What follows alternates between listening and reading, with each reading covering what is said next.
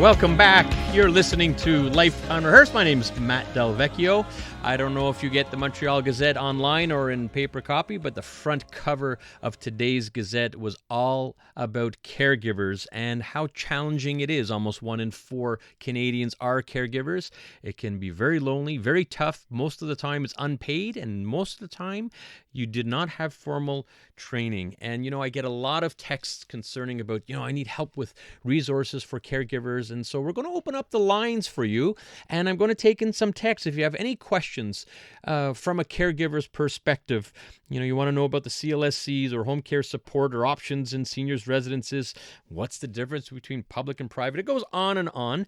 I encourage you, please, to text in at 514-800 or call me at 514-790-0800. Again, text 514-800, call me 514-790-0800.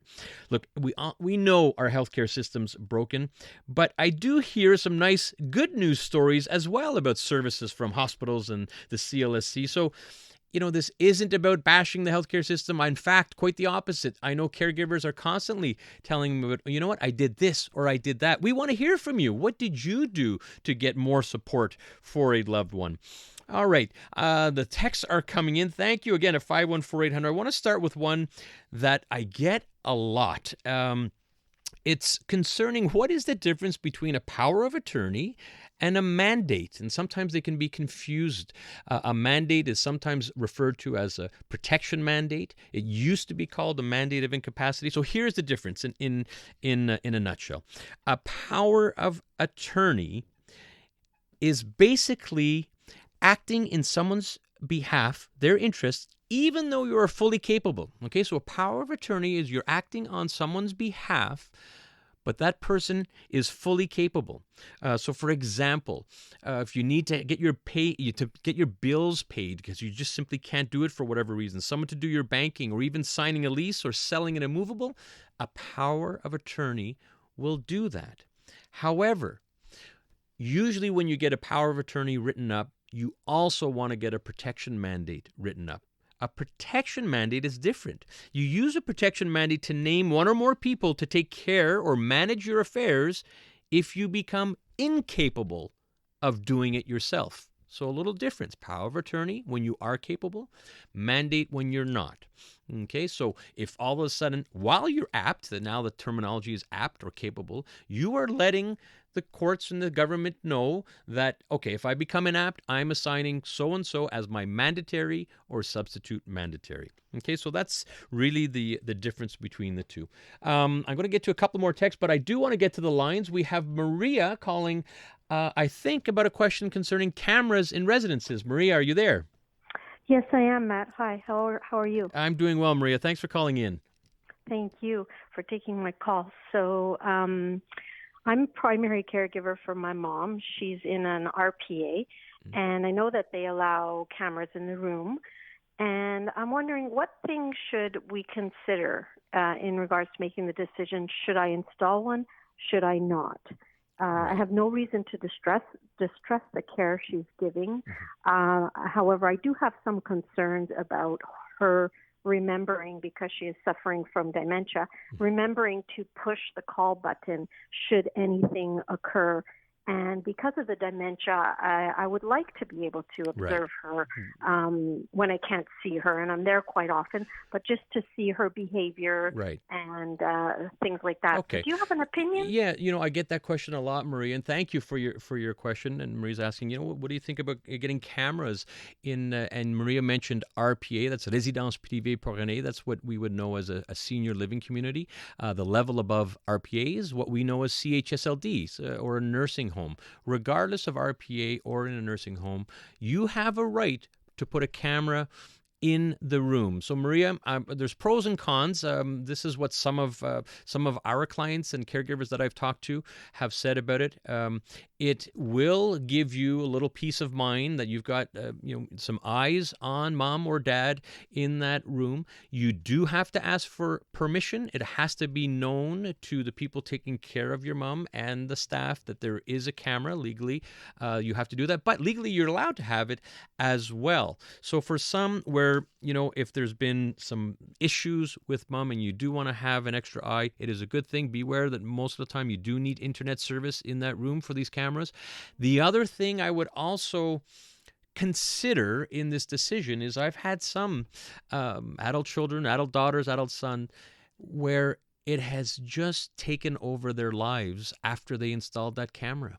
They become obsessed with looking at the screen, and all of a sudden it's like you're middle of the night. Oh, how's mom? And you're looking at the camera. So just know that it's fine for a camera. For some, I do encourage, but also bear that also in mind, Maria, that it becomes a little bit absorbing of your life, and sometimes that's disruptive for a family. Maria, I want to thank you for your call. I want to bring in some other texts that are coming in. Again, we're talking about caregiver resources. And if you want to text in 514-800 or call us at 514-790-0800. We're quickly running out of time. We've got time for one text. And this is also a common one I get. My wife has Alzheimer's and it's getting progressively worse. I'm starting to feel overwhelmed. How can I get help? It's a common question, very, very difficult as a caregiver. As we know with Alzheimer's, and sometimes we mix up dementia and Alzheimer's. If you could picture dementia as being the umbrella of the disease, and Alzheimer's is one of those diseases, the most popular form of dementia. It is difficult, and the disease progressively gets worse over time. Not even, the doctors can say how quick or how slow, but as a caregiver, you're just following your loved one through this, and there are plenty of good resources. I'd like to, some of the more important ones that we've had a lot of success with, certainly Alzheimer's Society of Montreal. The AGI, Alzheimer's Group, Inc., is excellent. And I have to, in fact, next week I have Claire Webster on the show, a caregiver and dementia specialist. She's going to talk about something called Dementia, Your Companion Guide. It's done by McGill. You just have to look it up. Dementia, Your Companion Guide. It's available, I think, in 14 languages. Big shout out for that. Is just excellent. And I also have to give a shout out. I'm on the board of Nova West Island. Nova, if you are in the West Island and you need respite, you need adult day centers. Now they call it senior activity programs. Wonderful organization, nonprofit, free services with their day centers. And I wish you well for that texter. It is not easy to be a caregiver or someone with dementia or Alzheimer's, but there is support out there, and ask for it. That's probably the number one thing. Acknowledge that you need help. All right. Next week on Life Unrehearsed. Speaking of caregivers, are you a caregiver for a spouse, a child, or any family member?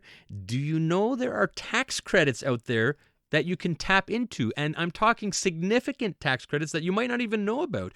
You may be leaving money on the table. Well, we're going to be talking to a gentleman who owns a company that specializes in these tax credits.